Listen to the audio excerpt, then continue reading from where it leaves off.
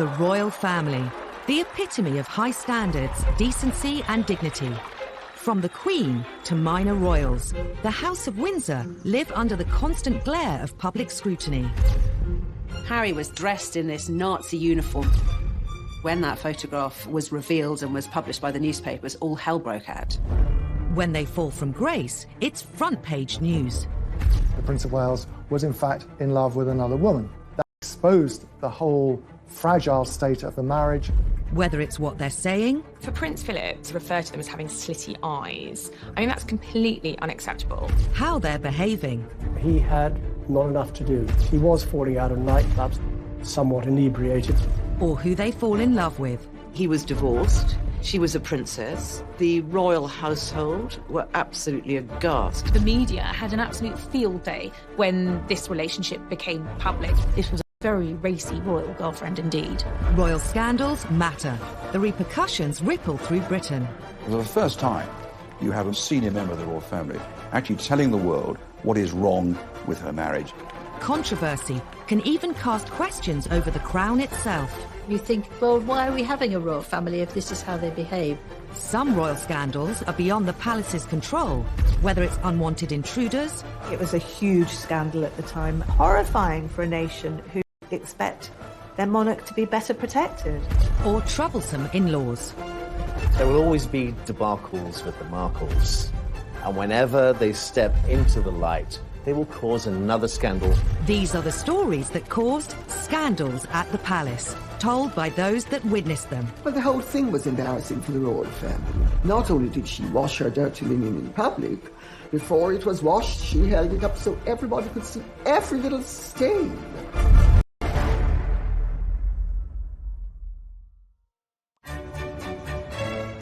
The House of Windsor, an institution at the heart of our nation. The royal family really goes to the very essence of as who we as Brits identify as and see who we are. The Queen is amazing because she's our head of state. Unlike previous royals, the Windsors rule during a media age like no other.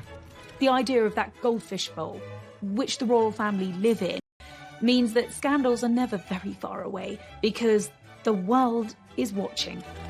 However hard the royal family may try to control its image, it's almost impossible to do so when scandals erupt.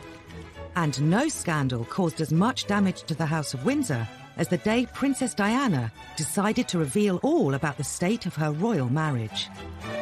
Diana had and nurturing the relationship. She did it with several journalists. She did it with writers. She did it with me.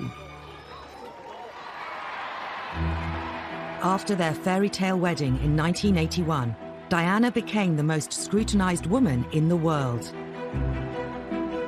Diana was the biggest star, the biggest celebrity on the planet. If you wrote a story about Princess Diana, it was on the front page, no matter what. But not all the headlines were positive. Some press reports suggested that all was not well between her and Charles. Diana wanted to make sure the public heard her side of the story, even if it caused a huge scandal. In 1992, she dropped a bombshell that would rock the House of Windsor to its core.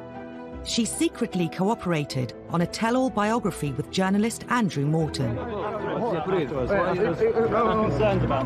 Princess Diana felt that she didn't have a voice. She was trapped inside the palace, and people didn't know her plight. She was approached by Andrew Morton through an intermediary called James Colthurst. He acted as a go-between. Andrew Morton gave him the questions. James put the questions to Diana, and she answered them in a tape recorder, and the tape was given to Andrew Morton. Colthurst made repeated clandestine visits to Kensington Palace and taped several conversations with Diana. I was working with Diana in 1992 and was completely unaware of her liaison with the go-between James Colthurst. Had I been aware of it, or had I been advised about it, at that particular time, I would have probably encouraged her not to do it. Diana's butler, Paul Burrell, was one of her closest confidants. Even he was kept in the dark until shortly before the book's publication. I remember saying to her, "Do you think it's a good idea?" And she said, "Well, it's done now. It's too late." She didn't seem to care. This was her chance to tell the world exactly what she felt. During the conversations, Diana had revealed some of her most intimate secrets. Andrew Morton knew when published they would cause a sensation. He just could not believe what he was seeing. I mean, he knew he'd struck gold, but he was brave, and he was determined to go ahead and publish. In the weeks before the book's release, rumours of its existence circulated amongst the press. During an official visit to Budapest, Diana was confronted by the Queen's press secretary, Dickie Arbiter. She categorically denied that she had given any assistance whatsoever to Andrew Morton. She had that sort of look on her face, and I knew that she was being economical with the truth. But you don't tell... The story was published in January 1992. It shocked the world, though many greeted its claims with disbelief. The motivation was to tell the truth. For once, forget the propaganda, tell the truth about what's really going on, because we do face a crisis in the House of Windsor. It's obvious to everyone. And make you a rich man. Well, if that's a corollary, then so be it. The book alleged Diana had been driven to bulimia, severe depression and self-harm. It was headline news in every newspaper, every TV channel. The fact that Diana released such personal details about her life, it was just one thing after another, what she thought of the royal family, how they treated her. It was one of the biggest scandals ever. We knew that they weren't happy, but we thought they were managing that unhappiness. Morton's book showed that they in fact led very separate lives, and that as far as Princess Diana was concerned, her husband, the Prince of Wales, was in fact in love with another woman, Camilla Parker Bowles. Royal author Lady Colin Campbell knew Princess Diana well and has also written a biography of her. The whole thing was embarrassing for the royal family. Not only did she wash her dirty linen in public, before it was washed, she held it up so everybody could see every little stain. The most shocking claim in Andrew Morton's book was that Diana threw herself down the stairs while 4 months pregnant because she was so unhappy. While many poured scorn on the claim, Paul Burrell says he remembers the incident well. I was actually at Sandringham when I heard this enormous clatter on the wooden staircase to find the princess halfway down it, faking a tumble while she was carrying Prince William. There's no way on this planet that she would put at harm her unborn baby, but she wanted attention. I think the Andrew Morton book was a cry for help. Diana and Charles's marriage was under the spotlight like never before. So too his relationship with Camilla Parker Bowles. After Diana and Charles's separation, he decided it was his turn to bear all to the media. In an ITV documentary, he admitted he'd been unfaithful during the marriage, but only after it had irretrievably broken down. Now that Charles's affair with Camilla was public knowledge, Diana was determined to use the media to hit back again, with the biggest royal interview of all time. The princess always thought that revenge was a dish best served cold. Undeterred by the scandal that would inevitably ensue, once again Diana secretly collaborated with a journalist to broadcast her side of the story. During the summer of 1995, she'd been introduced to a young man working for Panorama called Martin Bashir, and heads of the palace. Diana and Martin Bashir would go on to hold a series of secret meetings. I used to go to White City and bring him back in my car in the boot so that nobody would see him. Martin Bashir would relish the prospect of being brought into Kensington Palace in the boot, mysteriously, secretly.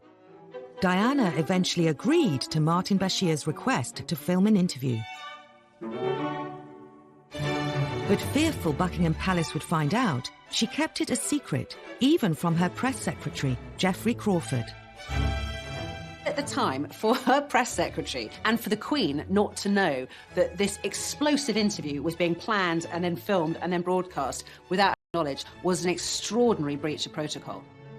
Paul Burrell had helped arrange Diana's meetings with Bashir, but she was obsessed with secrecy. It was a Sunday afternoon. The princess said, "You haven't seen your family this week. Why don't you go home and see your wife and children?" I thought, this is strange. I took the opportunity to go home. The coast was now clear.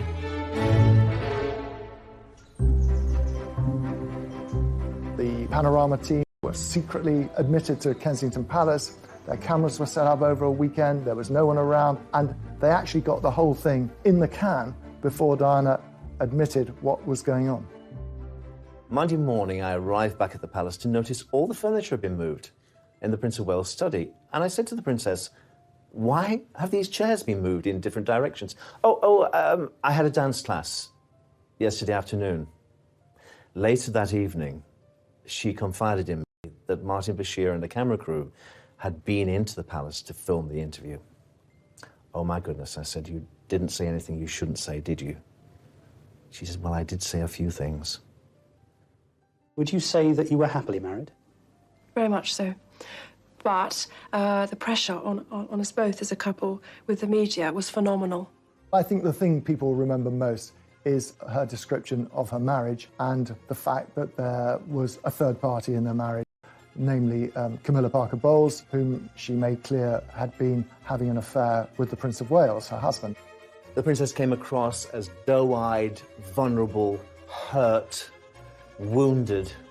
She knew exactly what she was doing, even down to her makeup and the way she was dressed. The way she presented herself on that Panorama interview was key to winning over the hearts of the nation. It got more than 22 million viewers. You can also see why the royal household was so totally devastated by it, and they didn't even know it was happening when it was being planned. With Army officer James Hewitt. Yes, I adored him. Yes, I was in love with him.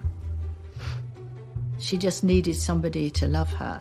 Diana would make one more shocking comment about Charles's future role as king. Being Prince of Wales produces more freedom now, and being king would be a little bit more suffocating. And because I know the character, I would think that the top job, as I call it, would bring enormous limitations to him. And I don't know whether he could adapt to that. Some think Diana was driven by an ulterior motive. The thing that people objected to, not only in the royal family, but in establishment circles, was how she had tried to deprive Charles of his rights to the throne. Her agenda was, if the Queen dies and Charles is out of the line of succession, William becomes king and she can work herself into the position of being regent. I mean, the whole thing was madness. Diana's interview made headlines the world over. The House of Windsor was under scrutiny like never before. So for the first time, it's in modern royal history, you have a senior member of the royal family actually telling the world what is wrong with her marriage, what is wrong with her husband, why I'm so unhappy in this, why it's about time that I left the royal family. That was the story. It was a story that nobody really expected would happen, but it did. A scandal could bring down the monarchy. Diana almost did. She wouldn't have been proud of that. But I think the royal family are only there for as long as people want them to be there. Diana's revelations were a watershed for the House of Windsor. However, she wasn't the only royal to court publicity and cause scandal. The Queen Mother in particular was incensed that in one fell swoop, Edward had managed to set them up to be complete laughingstocks.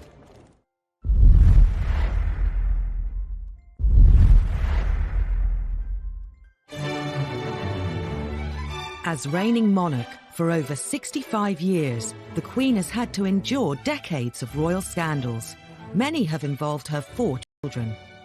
The youngest, Prince Edward, and his wife Sophie, nowadays keep a low profile. He's the only one with a successful marriage of the Queen's 3 boys. He's the only one whose marriage hasn't ended in divorce, still happily married with 2 children. In his younger days, Edward attracted his fair share of headlines. Like Diana, he courted the media, in his case with sometimes disastrous results. Edward's first taste of controversy came in 1986. After graduating from Cambridge University, he followed his father theatre, but Edward decided to go into the Marines, which was a surprise for some people because he didn't appear to be cut out for it. This was a classic example where someone should have taken Edward on one side and said, this might not be your cup of tea. Just 4 months into his training at Sandhurst, Edward dropped a bombshell.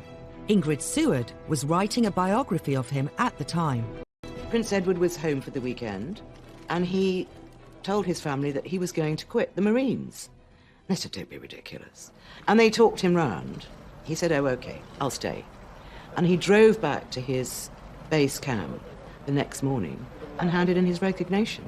And Princess Anne was driving back to Gloucestershire and nearly put a car in the ditch when she heard on the radio that Edward had resigned, because the last thing she knew, that they'd had this really good talk, and he'd said he'd stay in. The news was received with natural disappointment that His Royal Highness had come to this decision. Some members of the royal family felt he'd let the side down. The Queen Mother was one who felt disappointed in her grandson's behaviour. His father, Prince Philip, was apparently very upset and angry because, of course, you know, what's a royal to do if they're not to be in the armed forces? Soldiers make an oath to Queen and country. For a member of the royal family not to be up to it in terms of joining a military unit was damaging. After quitting the Marines, Edward was free to indulge his real passion. Hurrah, hurrah! During university, he'd developed a love for the performing arts. Edward had always been seen as a man who seemed to be at his happiest on the stage. He also managed to convince other members of the House of Windsor to take part in a TV special, It's a Royal Knockout. All this quasi-excitement doesn't really matter a damn to you, then? No, we're the strong silent types. We're the best blue bandits there are. The programme was widely seen as a really low point for the House of Windsor. It was an incredibly kind of toe-curlingly embarrassing affair. You've got the members of the royal family prancing in period costume. They look like extras from the Tudor court. I think it was quite dangerous for the royal family in a way, because you think, well, why are we having a royal family if this is how they behave? If you see these people running around, mucking about like 6-year-olds or 3-year-olds even, and you think, well, am I giving my taxpayers money for this? It's nonsense. On the day the programme was filmed, Edward gave a press conference to the waiting media, but it turned into yet another Have you? Well, thanks for sounding so bloody enthusiastic. Richard Kay was the Daily Mail's royal correspondent covering the day's events and was at the press conference. And he said, what did you think of it? Well, we couldn't really answer because we hadn't been allowed to see it, at which point Edward sort of threw his toys out of the pram, if you like. What did you think of it? Thanks. I thought it was great. He displayed a very impetuous side of his character, and of course it was reflected in the television broadcasts and the newspaper accounts at the time. If Edward hoped It's a Royal Knockout would bring the royal family's image up to date, the whole affair did precisely the opposite. The Queen Mother in particular was incensed that in one fell swoop, Edward had managed to set them up to be complete laughingstocks. And she, having tried so hard to kind of reposition her family and obviously her daughter as monarch with dignity and gravitas, prancing around in Tudor costume, kind of laughing and braying in front of the cameras, it took them back several years. The fiasco didn't deter Edward from embarking on a career in television. In 1993, he started his own TV company, Ardent Productions. At the time, he made the mistake in saying, well, I'm not going to work on my royal connections, but practically every documentary he made had a royal connection. In 2001, Ardent were commissioned to make a series called A to Z of Royalty for an American TV channel. Prince William was about to start university at St Andrews. At the time, it was a big story. There was an agreement in place between the palace and the media that we would turn up to cover Prince William's first day at university, and we would then leave, which we all duly did, except there was one film crew that didn't pack up and leave, and ironically enough, that was Edward's. Edward's film crew broke the agreement Clarence House struck with the media and continued to film around the university. Edward and his media career once again attracted all the wrong headlines. Edward was very defensive about it, maintaining that they weren't stalking Prince William, they were merely doing some extra shots they wanted to take up there. It did look very much like there were two rules. One rule for the working press, if you like, the media, and another for the royal family. It looked Favoritism. Press reports claimed Ardent's bungling caused a huge bust-up between Edward and William's father. Prince Charles was apoplectic about it. When news reached him that there was still a camera there, there was quite a colourful phone conversation had between the two brothers. Ardent were forced to issue a public apology. It was a massive case, end of Edward's fledgling production career. Edward's television career was subject to press ridicule from the beginning. It was symbolic of the media's changing relationship with the royals. In the years immediately after the war, the British media showed far more deference to the monarchy. But in the 1950s, that began to change. The threat of scandal forced Princess Margaret to abandon her plans to marry. Her suitor, a member of the royal staff, named Peter Townsend. Peter Townsend was a war hero, a fighter pilot, very glamorous. But Peter Townsend had been married before, and in those days that created a huge scandal. The obstacles were enormous. He was divorced, she was a princess, the royal household were absolutely aghast. It was seen as a scandal because you can't do that as a royal. You can't get involved with somebody who is divorced. It's not done. Sir Alan Lascelles, who was the private secretary to the Queen, when Townsend went to tell him of the news that they intended to marry, Lascelles said, "You must be either mad or bad or both."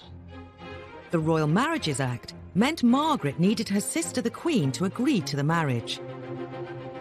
But her role as head of the church placed Elizabeth in a compromising situation. The Queen was head of the Church of England, therefore could not condone the remarriage of divorced people in church. So for Princess Margaret, that was going to be tricky. Divorce was a dirty word. It was a dirty word in terms of the church. It was a dirty word in terms of government. In those days, the church did not recognise divorce. They knew it was happening, but they didn't recognise it. They didn't like it. As the church and the powers in the government pressed the Queen to oppose the marriage, the romance was about to become public knowledge. An eagle-eyed reporter saw Margaret brush a bit of fluff off Group Captain Peter Townsend's RAF tunic, and royals don't brush fluff off the hired help's tunic, and they thought, aha, there's something here. It was out in the open, they couldn't disguise it. That gesture of the bit of fluff went right round the world and was, in fact, a major story which led unquestionably to a crisis. This was a public display of affection which was very unwise. The press latched onto this enticing story. It offered romance, drama, and real danger for the House of Windsor. The country was hooked. Margaret was really the first celebrity royal. People were fascinated in her life, and she was dating someone who was quite a controversial character, and this was quite a racy royal romance, so it made the headlines. Unfortunately, the fact that he had been divorced was a big issue, and whereas a lot of people were privately sympathetic to Princess Margaret, there was still this huge issue hanging over it. The romance was doomed. Margaret was presented with a choice. If she married Townsend, she would have to give up her title as princess. She chose her duty to the crown. She issued a rare statement in which she said that she had decided not to marry Peter Townsend. She recognised that being Princess Margaret and given her place in line to the British throne, that actually it was a case of duty before self, and that was what she decided to do. It was the first of the post-war scandals to hit the royal family. It was a tragedy in many ways that Margaret hadn't been able to marry him. He was her first love, the big love of her life. The Queen's intervention quelled the growing controversy around Princess Margaret's love affair. But the damage to royal reputations was done, and the floodgates had been opened. The age of deference was over. The royal family was now fair game. Half a century later, tales of a tearaway prince would create more shocking headlines in the tabloid press. Prince Harry did have a very troubled adolescence. He missed his mother a lot.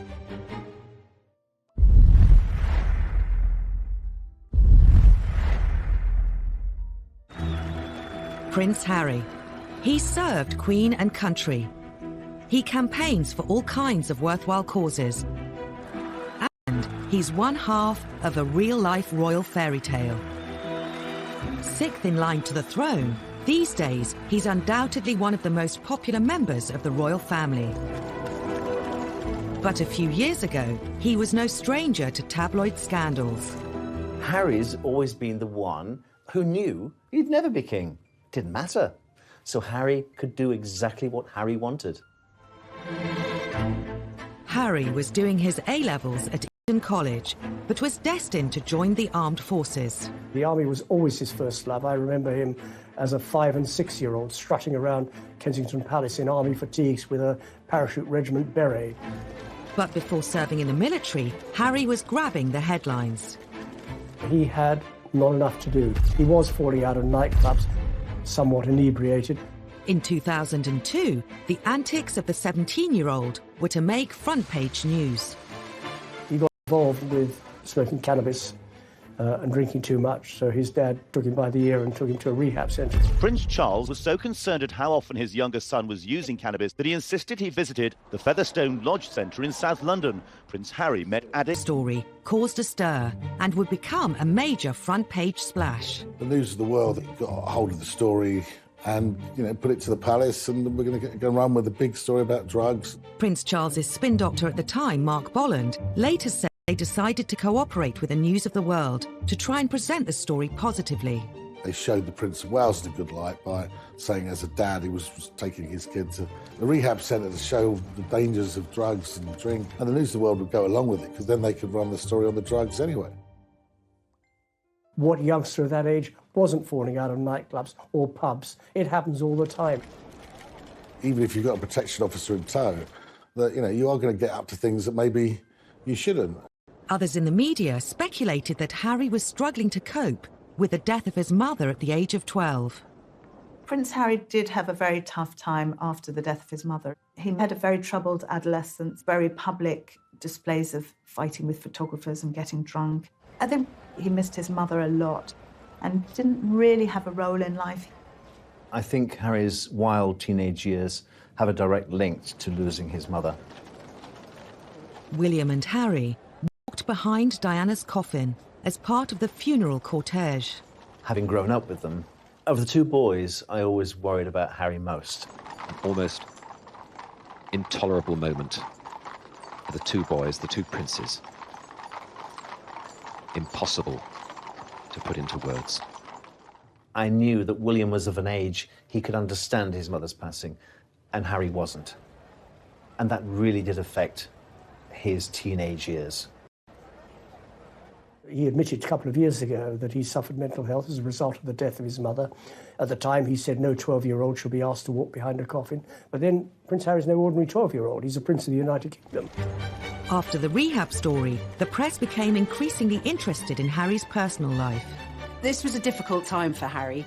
When Harry and William were at school, the press had voluntarily signed this agreement with the palace that they would give the boys their privacy. That was a big deal on Fleet Street. They were prepared to do that. But of course, once they left school, all bets were off. With Harry viewed as fair game by the tabloids, the floodgates opened. It was a fancy dress party with a colonial theme. Harry, for some reason beyond most people's understanding, decided that he was going to dress up with Nazi insignia, which a guest caught and photographed and sold to the Sun.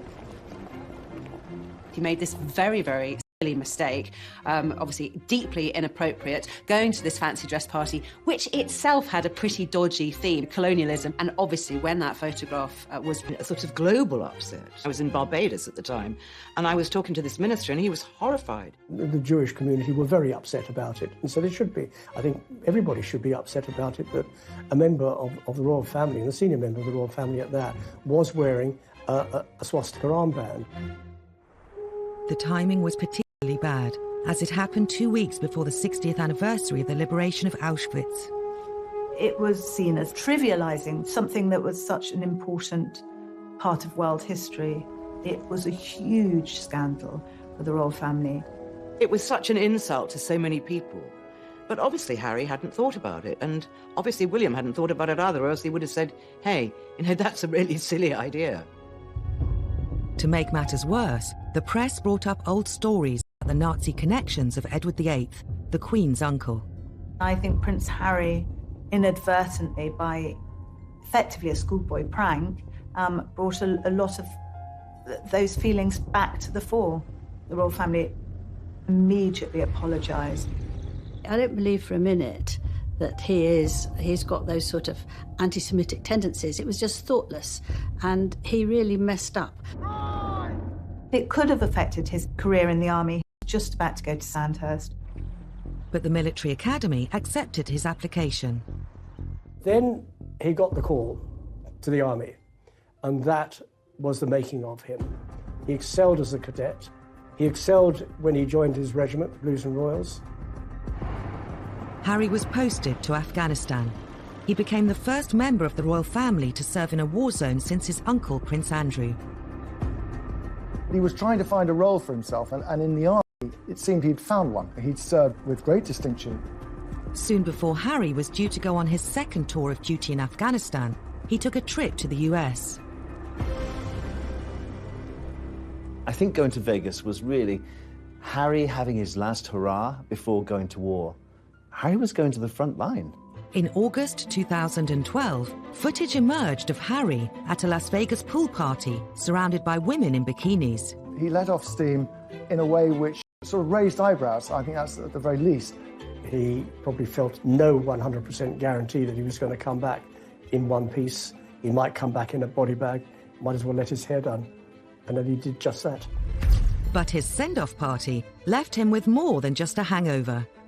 He was snapped naked after a game of strip billiards in his hotel suite. The scandal went global. This was front page news. Harry naked in Vegas. I'm not saying that he shouldn't have done it, but his protection team have let him down again. This was a naked body saw things going wrong, and on this particular occasion they didn't. The photos rapidly spread across the world. There was a strong effort by the palace to suppress the pictures, to prevent them being published in this country, and for some time that held firm. It was quite ludicrous, really, because they'd already been seen by anyone who's got a computer or a phone. They could just tap in and look at them. A few days later, those pictures of the party-loving prince made a splash in this country too. He was portrayed in the media as a foolish young man who had some life lessons to learn. In many ways, it was rather unfair. I mean, he was only doing what a lot of young men of his age do. I think at the end of the day, when the pictures started appearing, it endeared Harry to the great British public. They thought, hey, he's one of us. Ultimately, it was a phase Harry was going through, like a lot of kids go through, and just part of his growing up. Today, Harry has dedicated himself to helping young people and mental health charities. And of course, he's very happily married. Some think Harry's wild days actually helped cement his place in the hearts of the public. I think the whole world love Harry. Welcome to Canada! They love a sort of bad boy who's become a good boy, and he's got a lot of charisma. Harry is a progressive modern royal. You either want the royals to be modern or you don't. If they're not modern, they're complaining about them not being modern. If they do modern things, then still complaining. You can't have it both ways. Prince Harry cares a great deal about how he's perceived. But the same couldn't be said of his grandfather. I think there's always a slight intake of breath whenever we used to see the Duke of Edinburgh on public engagements, because you never quite knew what he was going to say or do next. They don't sound entirely native. He does have an extraordinary ability to put his foot in it.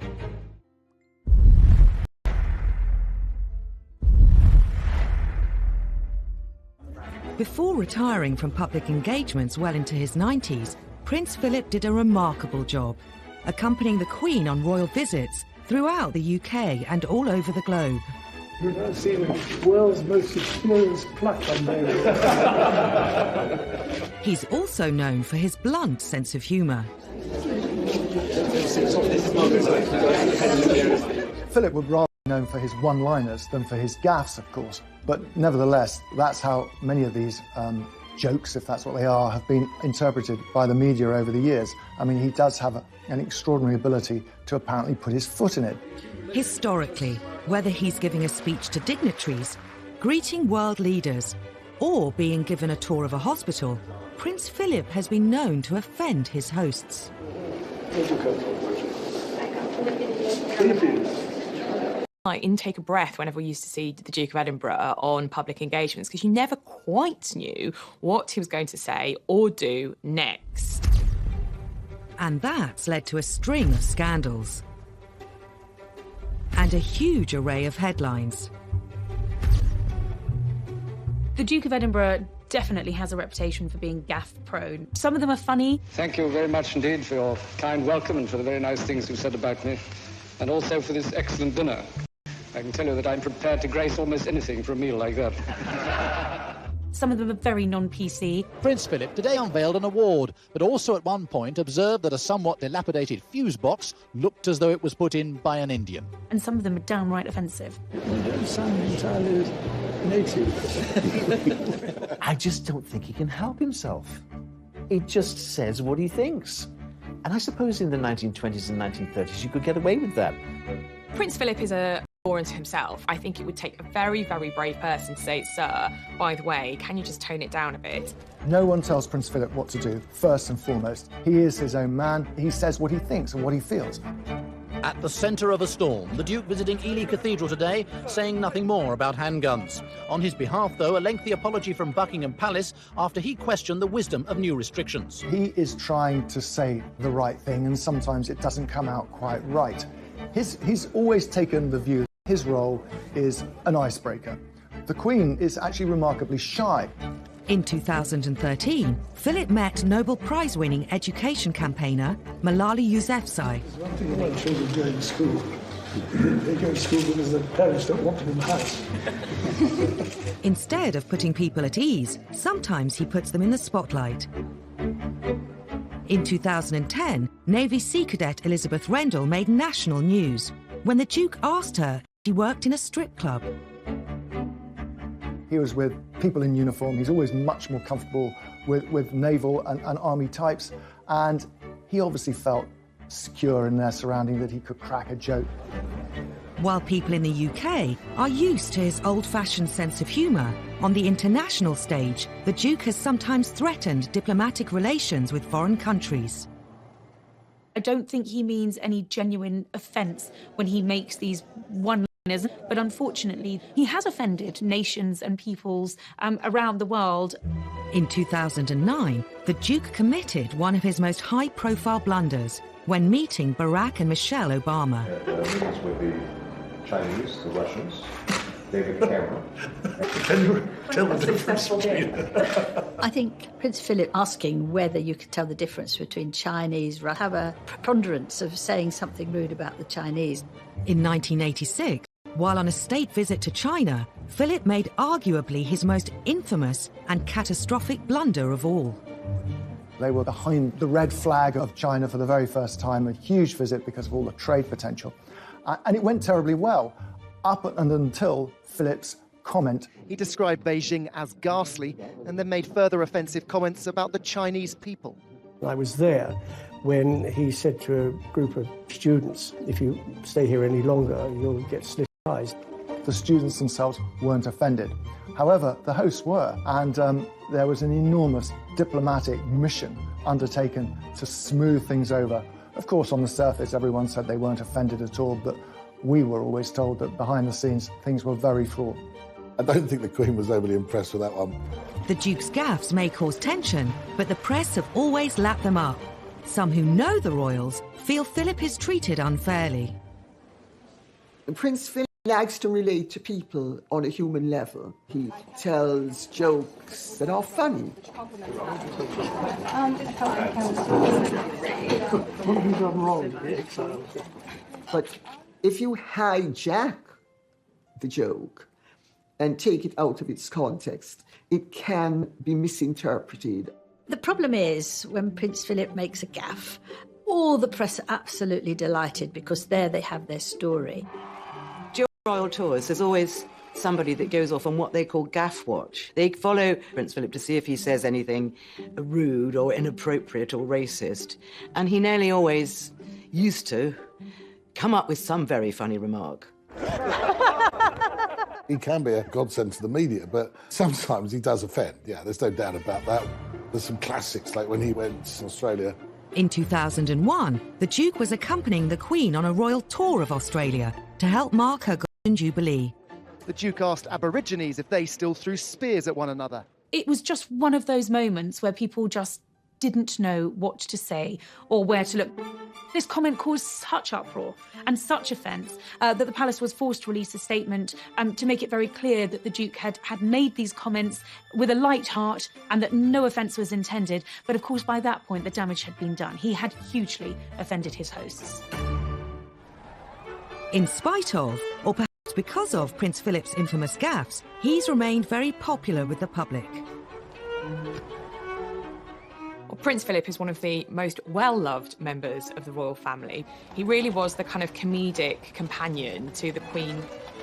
He has been sort of a wonderful husband to the Queen, so supportive throughout. It's an essential ingredient of any happy marriage. And you can take it from me that the Queen has the quality of tolerance and abundance. Sometimes it's not just the reputation of the royal family that's on the line, it's their safety. When there's a lapse in security, it's not simply a scandal, it's a matter of life and death. She could have been knifed, she could have been suffocated. Anything could have happened to our monarch lying in her bed. Cuộc đời đua trên bốn bề sầu lo, nhiều lúc ước mơ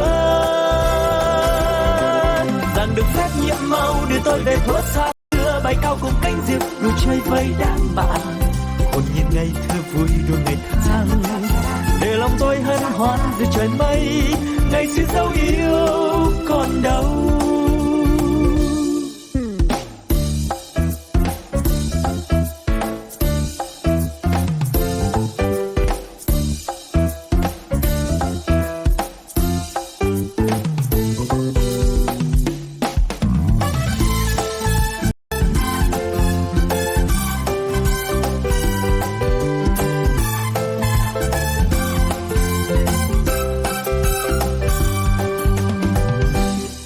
Chuyện ngày xưa tôi thả những cành diều dây lướt trên bầu trời phiêu du.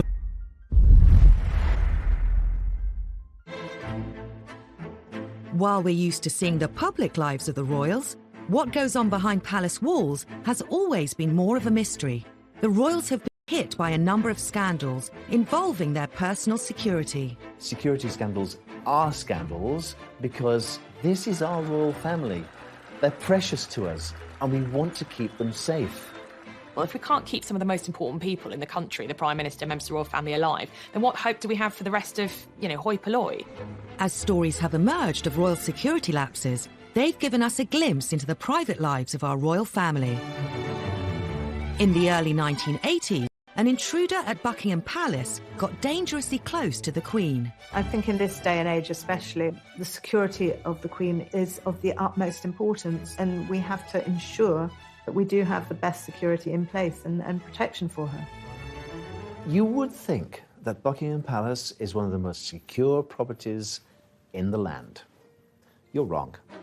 7 a.m. on a hot July morning in 1982.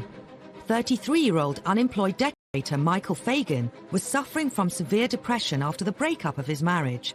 He found himself outside Buckingham Palace and spotted an open window. Back in the day, the security was there, but not enough. Fagan scaled the floor. He began wandering the corridors of the palace. Within minutes, he reached the wing housing the royal apartments, including the Queen's bedroom. He had managed to completely evade royal protection and security and get straight to the Queen. On his way in, Fagan had set off an alarm sensor, but thinking the alarm was faulty, the police silenced it. To make matters worse, the armed police officer, who should have been outside the royal bedroom, was away from his post. Fagan walked straight into the Queen's bedroom, where she was fast asleep. He could easily have killed the Queen in her bed, and that would have been it. He sat on her bed, and apparently she kept him calm by having a nice chat. Minutes later, palace police bundled him out of the room. Her Majesty told me the story personally. I said, well, that's extraordinary. She's plus, he was gripping a broken ashtray and he was bleeding on my counterpane. All she was worried about was the bloodstain on her bedclothes. She wasn't worried about her safety at all. Anything could have happened to our monarch lying in her bed. She could have been knifed, she could have been suffocated. It was a huge scandal at the time, horrifying nation who expect their monarch to be better protected. The embarrassment and the scandal reverberated through the corridors of Buckingham Palace, down the Mall into Westminster. It was such a national scandal that the Home Secretary offered his resignation. The Queen said no, but he obviously felt embarrassed enough to offer it, and I think that was right. Michael Fagan wasn't charged, but did spend the next 6 months in a psychiatric hospital. The scandal meant that royal security was doubled, and Her Majesty could sleep safely in her bed. The Queen had a close escape, but 2 decades later, the royals were hit by yet another security scandal at Prince William's 21st birthday party. It seemed lessons hadn't been learned. It's impossible to believe that an imposter can get into Windsor Castle, particularly something as high profile as Prince William's 21st birthday party, and yet that's what happened. The theme of the party was out of Africa. Unbeknown to the news crews filming the build-up, they'd caught on camera the man who would be on the front pages of the tabloids the next day, and it wasn't the birthday boy. Happy birthday! Dressed as Osama bin Laden wearing a ball gown, a little-known comedian, Aaron Barshak, the self-styled comedy terrorist, was parading around Windsor's streets, pretending to be one of Will's party guests. You can see from the footage Barshak walking up Castlegate, up to the castle, all dressed up as a comedy terrorist with a big black beard and his robes. Because, of course, trying to monitor who's meant to be there and who's not meant to be there when everybody... But the comedian was dressed in a pink dress and a fake beard, so he clearly didn't fit with the theme. He should have set security alarm bells going much earlier than he did. But in fact, he was able to slip in undetected. How he managed to scale the walls, how he subsequently managed to infiltrate the party. I mean, this was the stuff of almost unbelievable reports the next day. The walls of Windsor Castle successfully kept out the rebel barons in the 13th century, but they were no match for a man in a peach-coloured ball gown and a false beard. He managed to get past the police security and into the castle, which, by the way, is a pretty big place. Straight into the party. I mean, that was a huge security breach.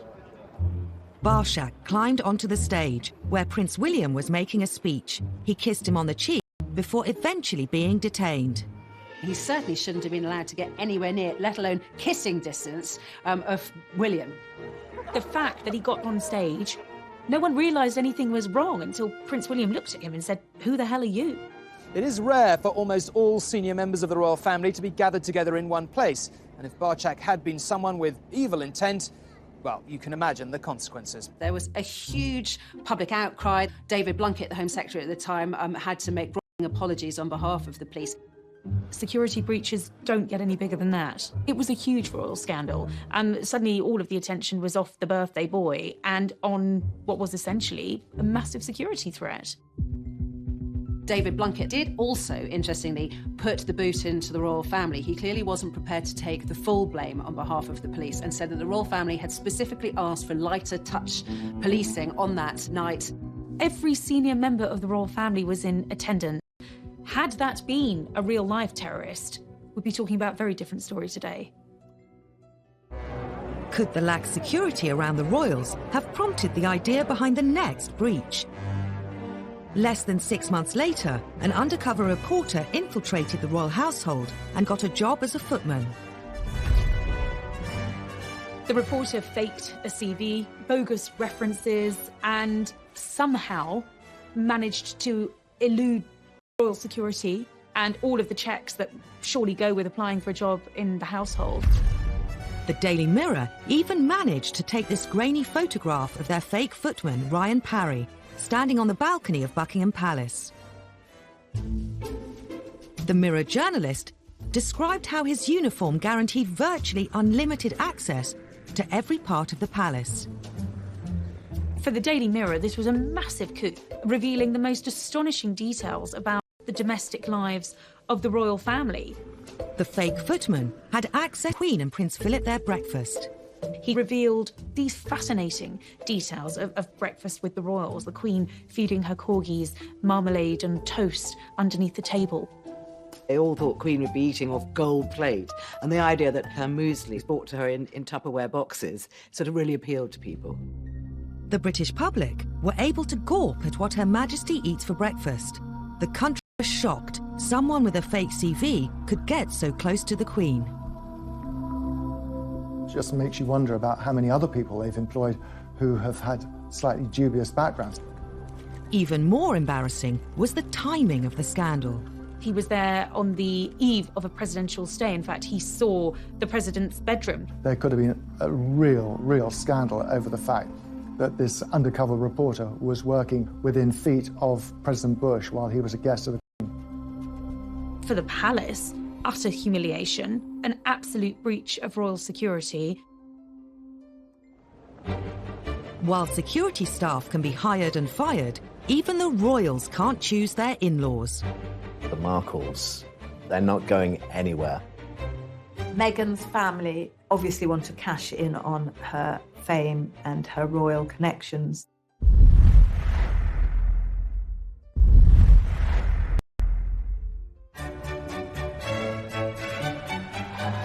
May 2018, Prince Harry married Meghan Markle in a fairy tale wedding, watched by the world. I think the wedding of Prince Harry and Meghan Markle really captured most people's imagination, and it was like a film set. I think it was very Hollywood, really, more than royal in a way. The whole country was excited at the prospect of having an American in the royal family. The royal wedding itself was like a giant street party. Everybody loved it. For the Windsors, a royal wedding means welcoming a new set of in-laws into the family. The royals have had a brilliant way at dealing with the in-laws. We always used to call them the outlaws because they were not hugely welcomed in. But that has changed in recent years. The royals are now much more welcoming to those whose families, of those who marry into them. But new in-laws can bring their own potential for scandal beyond the control of the palace press machine. Since Meghan's engagement, her family have been a gift for the scandal-hungry tabloid press. One thing you have to understand about the Markle family is it's a rather dysfunctional family, especially from where we're sitting here. The run-up to the royal wedding was a very, very difficult time, I think, for Meghan and for Harry, and what should have been the happiest day of their lives was overshadowed by a very unhappy build-up to the wedding. Meghan's half-sister Samantha, having previously labelled Meghan a social climber, she revealed she was writing a book called The Diary of Princess Pushy's Sister. Meghan and her half-sister Samantha have never been close. It is abundantly clear that Samantha Markle is deeply jealous of her.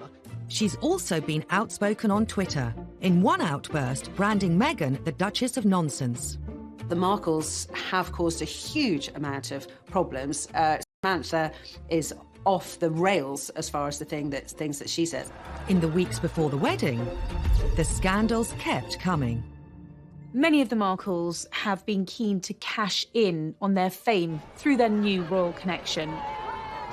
And no one is doing that better than Tyler Dooley, her nephew, who is growing cannabis quite legally. He decided that he was going to launch a brand of cannabis called Markle's Sparkle. You can't control the families they marry into, particularly if the families they're marrying into are on the other side of the world, in the United States. They are citizens of another country. They do things in a different way. Some royal observers think the problems with Meghan's family became even worse after Harry appeared on Radio 4's Today programme. Were there family traditions you had to explain to her? Oh, plenty. I think that's probably. I mean, I think we've got one of the biggest families that I know of, and every family is complex as well. So, no, look, she's done an absolutely amazing job, just getting in there, and it's the family that I suppose she's never had. Harry's comment about Meghan's family sparked a very public war of words with the Markles. It was a crass remark, I think, by Harry. I think he immediately regretted it because it exploded into the social media, Twitter sphere, if you like. Samantha Markle is very handy on social media, and she responded pretty much immediately, saying, well, wait a minute, there is a family here. We were all there when Meghan was growing up, and the palace should have intervened quickly to nip it in the bud. A simple invitation to the wedding would have solved it. But wedding invitations weren't forthcoming. I think Samantha Markle, along with the rest of the Markle family, have been hurt by being ostracised. I think by being pushed to the margins and left out, the biggest street party in our country last year really, really hurt them. Then, Meghan's half-brother Thomas Jr. decided to have his say in the press. He decided in his wisdom that he was going to write an open letter to Prince Harry, suggesting that he called off the wedding and saying, it's not too late, mate, to get out of it, and my half-sister is shallow and jaded and conceited. Really wants to protect her from her family, as far as I can see. The biggest scandal of all involved Meghan's father Thomas and some faked photographs. All had seemed well when Kensington Palace announced he would be walking his daughter Meghan down the aisle. We were all looking forward to seeing both her mother and her father at her side on the wedding day. But as the date got closer and closer, it became apparent that there was a problem with her relationship that she had with her father and whether he was actually going to be able to attend. 2 weeks before the wedding, what appeared to be paparazzi photos emerged of Thomas Markle being measured for a wedding suit. Another image showed him in an internet cafe near his home in Mexico, looking at pictures of Meghan and Harry. But soon after their publication, it emerged that Thomas Markle had colluded with a photographer to stage the photos. During the run-up to the Meghan and Harry wedding, there was a lot of attention put on to Thomas Markle, who felt that he was getting a lot of bad publicity. He was being portrayed as a sort of reclusive, penniless slob in Mexico. It was sort of the image that he felt he was getting, and he wanted to correct that image. So he decided, in his wisdom, or distinct lack of wisdom, that he would set up these photos that showed him, in his opinion, in a better light. The focus of the wedding shifted from the bride and this great British event to the bride's father. The British press had a field day. Samantha Markle admitted advising her father to do the photos. They were both accused of ruining Harry and Meghan's imminent wedding. Whether he was financially rewarded for them, we're not entirely sure, but the assumption was he was being paid for these pictures. And that started alarm bells ringing at Buckingham Palace.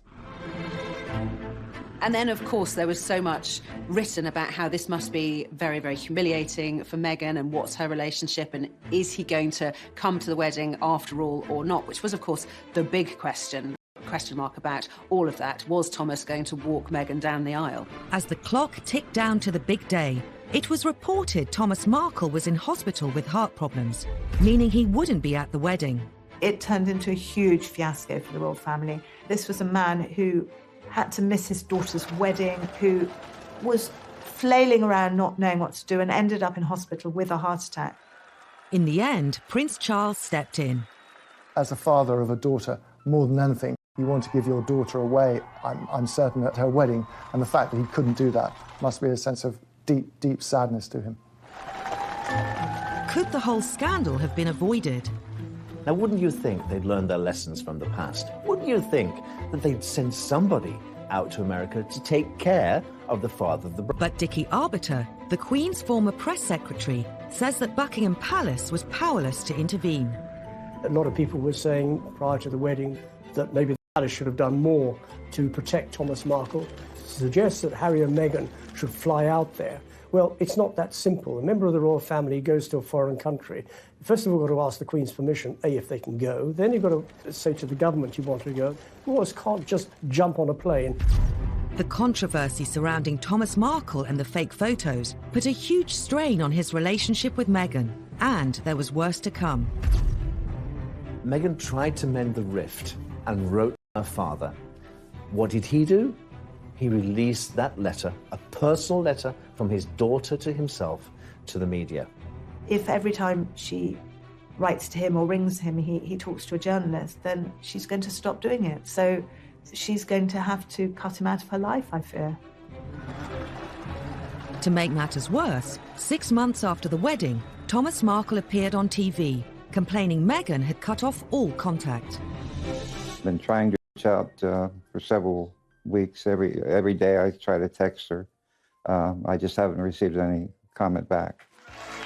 And Samantha appeared on Channel 5's Jeremy Vine show to defend what she'd said about Meghan. I've got a brother. If I fall out with him, what I'm not going to do is tweet insults at him, because then he won't talk to me.